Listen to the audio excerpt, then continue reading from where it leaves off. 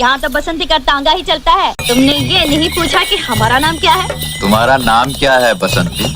इस सवाल पर आप भी हंसे होंगे। किसी का नाम लेकर पूछना कि तुम्हारा नाम क्या है, थोड़ा अटपटा, थोड़ा स्टूपिड, थोड़ा कॉमिक सा लगता ही है। और यहाँ जब जय ने बसंती से पूछा कि तुम्हारा नाम क्या है बसंती, तो कॉमिक पंच तो बनता था। चुप है, जब देखो बक बक बक बक बक करता रहता है। लेकिन इस सवाल की अपनी एक अहमियत है। वो तांगे वाली जिसे आपने धन्नों पर कोड़े बरसाते, जय वीरू को डाकुओं से बचाते, डाकुओं से पीछा छुड़ाते और उबड़ खाबड़ रास्तों पर तांगे को किसी टैंक की भांति फराटा भगाते देखा था। वो तांगे वाली पर्दे पर तो बसंती ही थी, लेकिन पर्दे के पीछे असल में वो हेमा मालिनी नहीं बल्कि कोई और थी। अब आप पूछें कि तुम्हारा नाम क्या है बसंती? तुम्हारा नाम क्या है बसंती? तो जवाब होगा रेशमा पठान। चल रेशमा। जी हाँ दोस्तों, भारत की पहली स्टंट वुमन जिसने शोले में हेमा मालिनी के बॉडी डबल के तौर पर बसंती के सारे स्टंट और खतरनाक शॉट दिए थे और आगे चलकर शोले गर्ल के नाम से विख्यात हुई। चल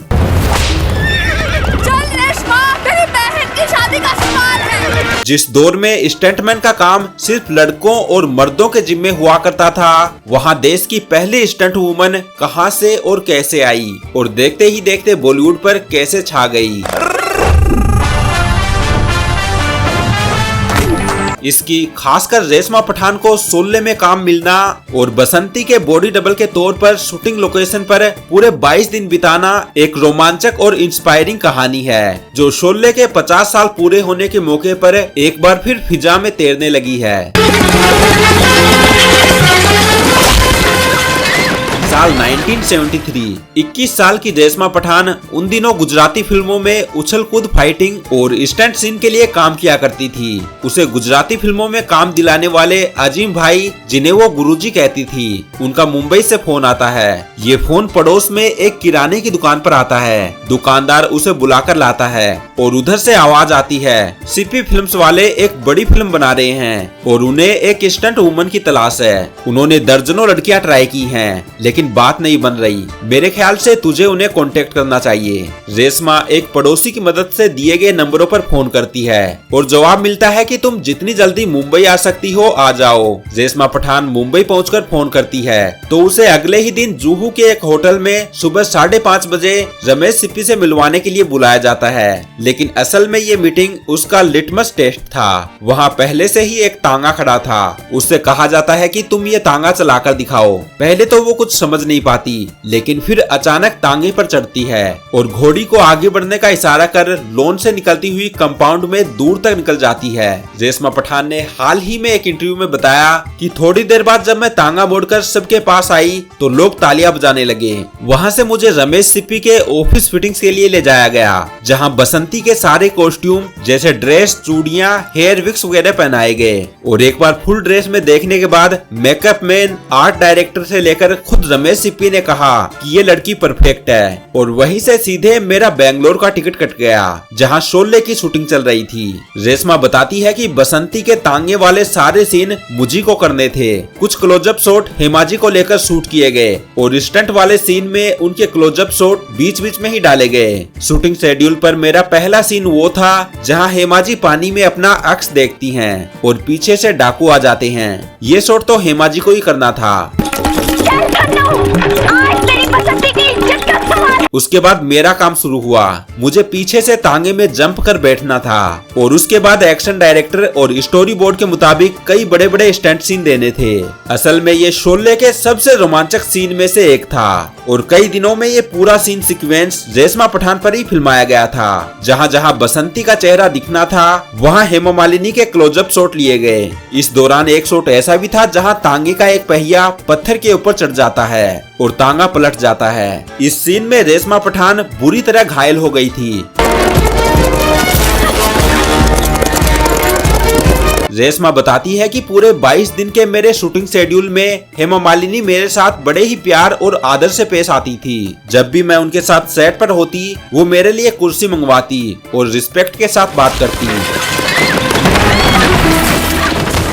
होली सॉन्ग के तुरंत बाद जब डाकू हमला करते हैं, यहाँ रेशमा ने कई स्टंट सीन दिए थे। एक तो जय वीरू को तांगे में बिठाकर वहाँ से निकालना था, वहाँ भी क्लोजअप शॉट को छोड़कर बाकी सब कुछ रेशमा के ऊपर ही फिल्माया गया। इसी दौरान एक सीन में वो एक बच्चे को घोड़े से बचाने के चक्कर में जख्मी हो गई, लेकिन ये सीन बड़े ही रियल अंदाज में कैमरे में कैद हुआ और सेट पर मौजूद सभी लोग तालियां बजाने लगे। रेशमा ने बताया कि तब सेट पर मौजूद धर्मेंद्र ने जेब से 100 रुपया निकालकर मुझे वही ऑन स्पॉट इनाम दिया।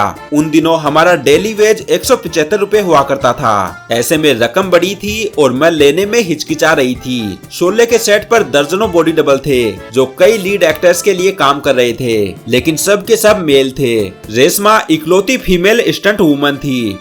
इनका पीछा करो, जाओ और खाली हाथ मत आना हरामजादो। रमेश सिप्पी किसी भी एक्शन सीन में किसी एक्टर को लेकर कोई बड़ा रिस्क नहीं लेना चाहते थे।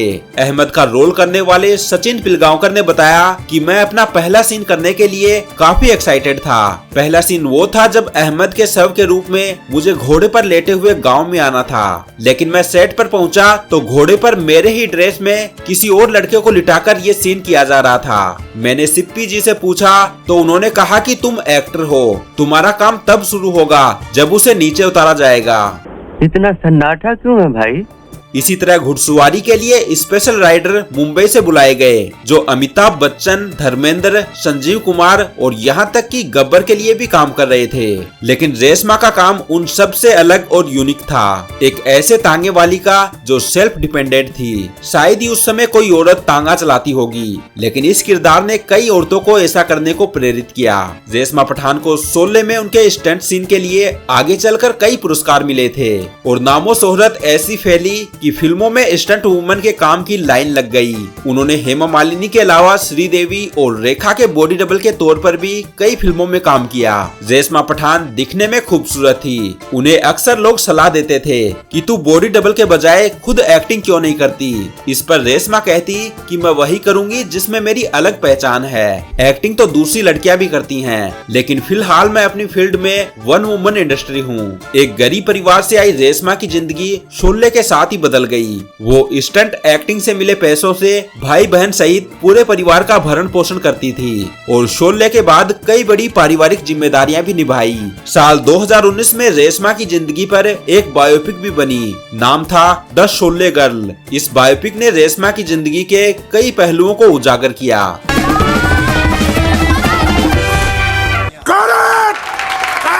जितना अपना शक्ल छुपाएंगे उतनी ही ऊपर जाएंगे।